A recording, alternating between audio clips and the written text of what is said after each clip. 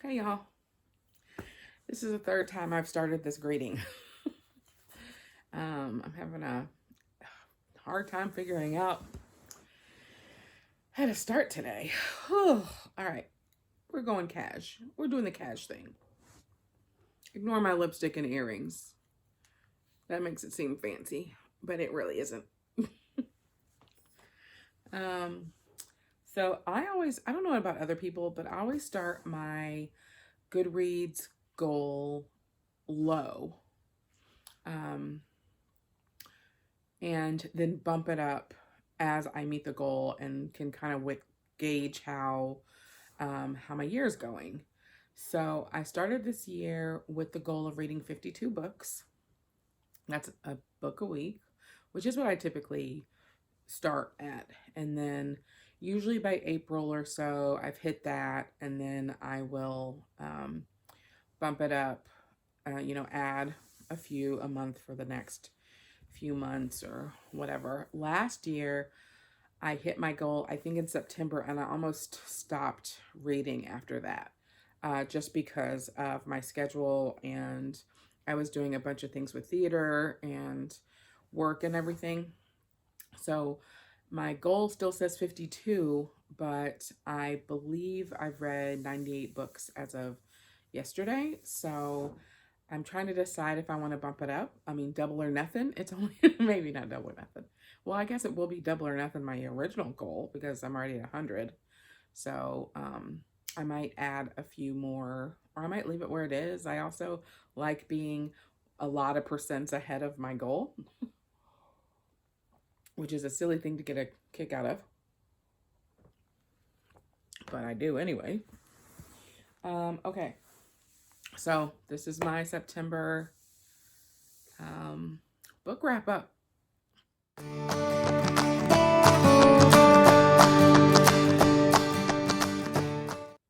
First book I read, and I did a vlog on this one, so I won't talk too much about it, was Lovecraft Country. You can see that I also thought about tabbing it. I don't even know what these tabs are for. What was I thinking of annotating? Oh, I just put in a couple of tabs where books or words were personified.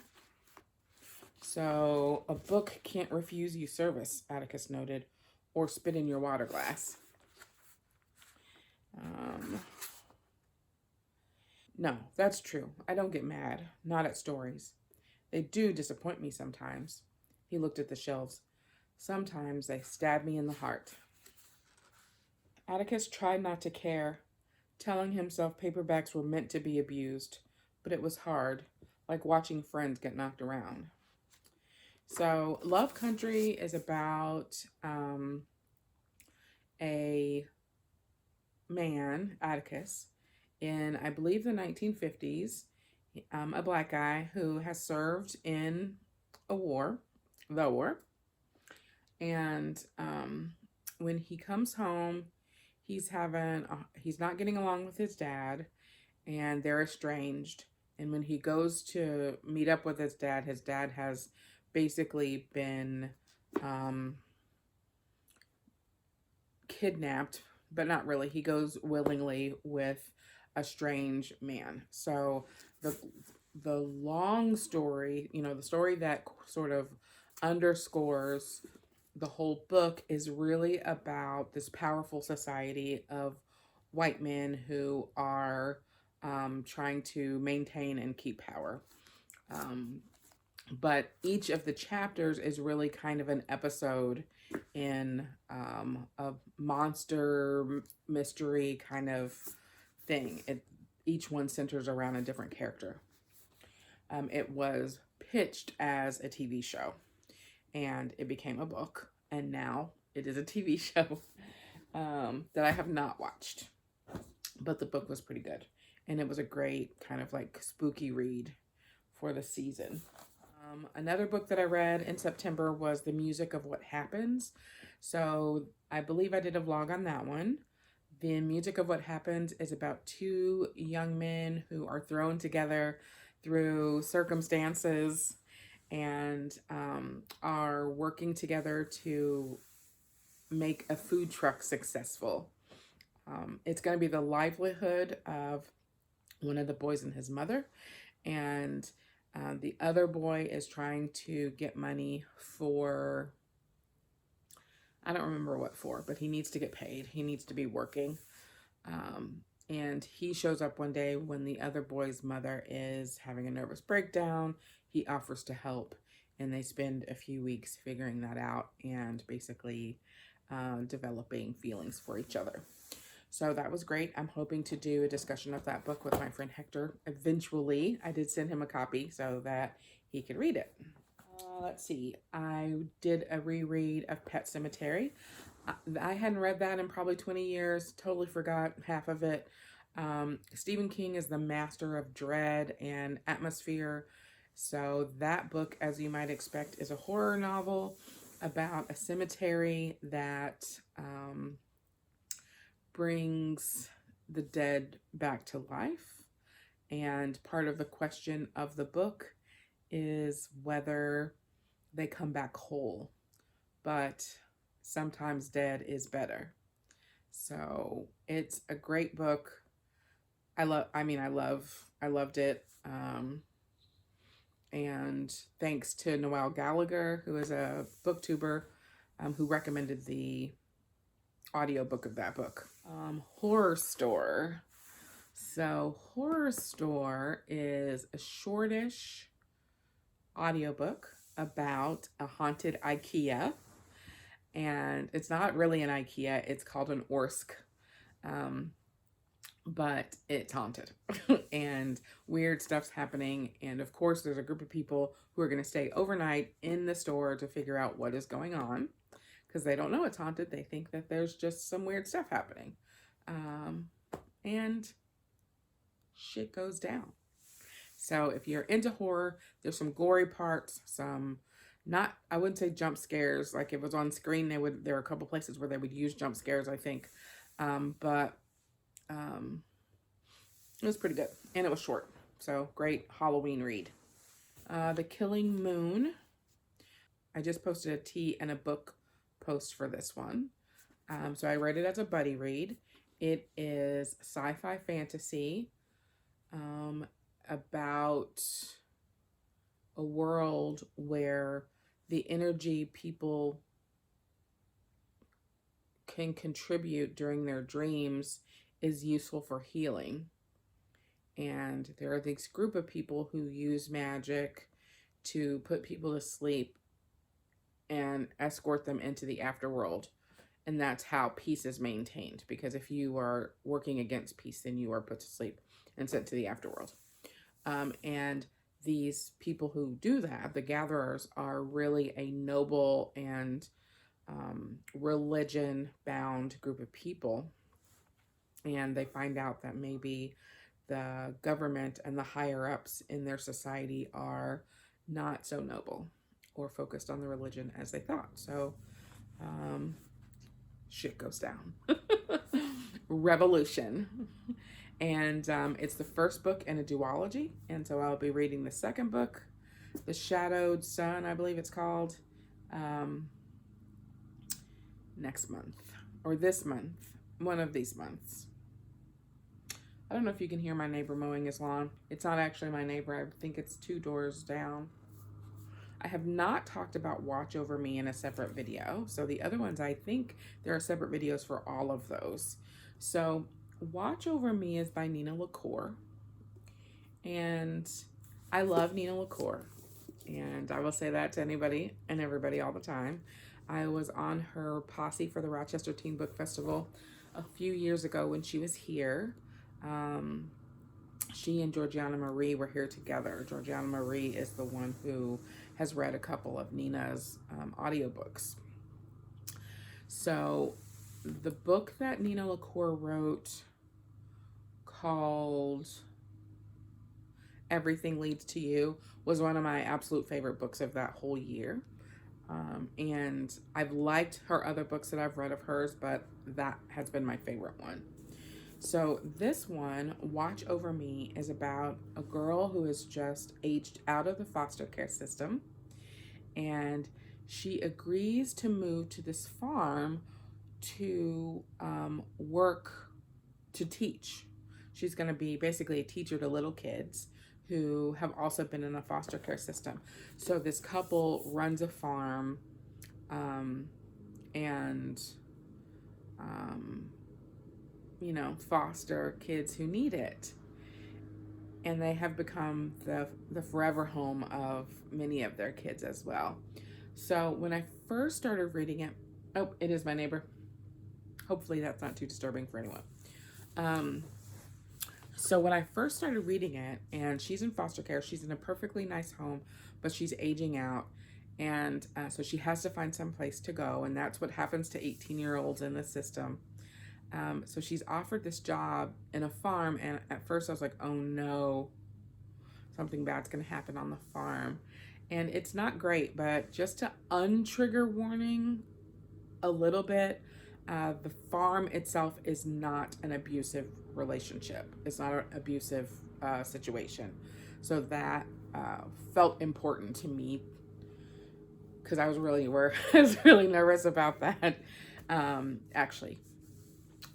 But the farm is haunted, and she does start to remember things from her abusive childhood. That was really focused more around neglect and emotional abuse than physical abuse. But she's not the only kid with a history at this farm. So I can't say what trigger warnings are useful for other people, but it is a book about kids who were in foster care. So just to be aware of that. I thought it was really good. I annotated it, and I haven't annotated a book in a million years, so I certainly confused myself. I wanted to kind of see if it felt like I was engaging with the book a little bit more closely. So I have some tabs that are about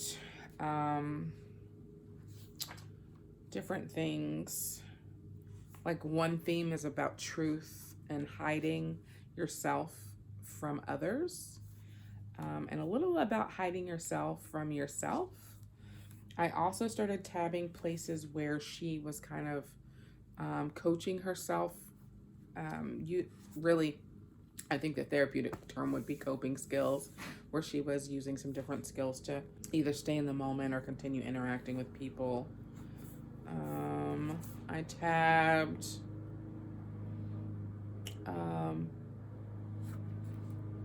that would have been a coping skills one, so that must be the blue tabs. Yeah, where she returned to some sensory sensation for mindfulness. See what the purple tab is. When other people are showing her some acceptance of things that she has decided are faulty in herself. Mila, she said, look at them, clear as anything. Nobody's crazy here. We just see different things. Love that. I got a little bit of a goose pimple just then.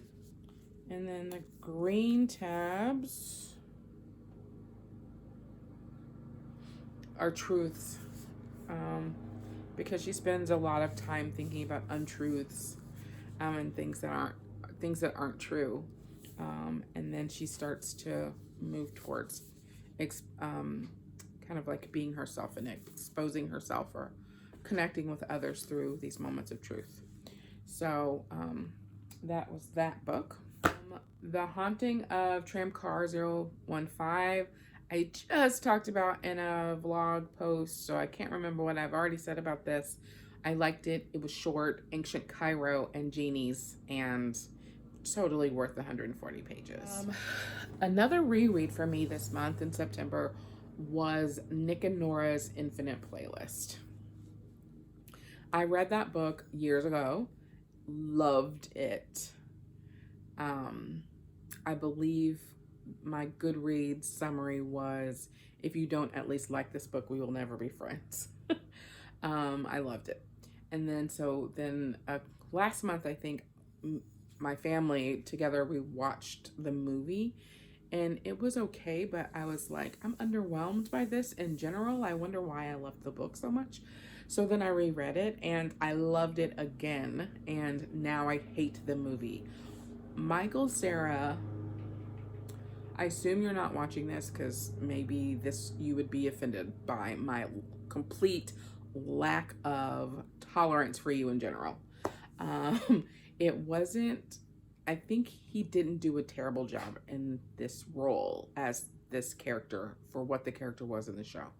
Um, but no, no. And the idea that Nora in the movie was so felt so like beneath him, and it was played by Kat Denning, and then it was the Mike. That didn't work for me at all. And then they added in this whole like chasing after the drunk girl thing, which was just stupid. So, no, mm-mm. No, no bueno. I don't like that movie anymore. So I have to go back to my letterbox and change it back to like a 0 or something. Anyways, love that book. It's angsty. Don't get me wrong. It is about a teenage boy who writes poetry and music to a girl who cheats on him and is terrible to him in general. And then Nora and he kind of find each other accidentally while both trying to get away from the terrible girlfriend. And then they spend a night together, like roaming the city for different reasons, depending on which version, and find a connection with each other. It's one night, so you have that element. He's super in love and not over with the ex-girlfriend at the beginning, and he's super in love and totally into Kat Denning's character by the end. So, there's some of that stuff in there that people don't like about teenagers, but actually happens. And actually doesn't happen sometimes. So it really just depends. And then did I say I also read Becoming Nigerian, which is a quick, I read it in audiobook. It may only be formatted in audiobook. Satire about Nigerian government and wealth and and religion, and how to have God bless your hustle in order to be a successful Nigerian. It's funny. It's applicable more broadly than Nigeria. And I love an accent, so I'm glad that I did it. I'm glad I read it. I think that's it. I hope that's it, because it's already 18 minutes. I'm tired of myself. Yep, that's it. 9 books for September. So it was a good month. I don't have a goal for October, except I have 12 books out from the library and 10 books I bought in the last few weeks. So I should read some of those. So stay tuned. See you in the next one.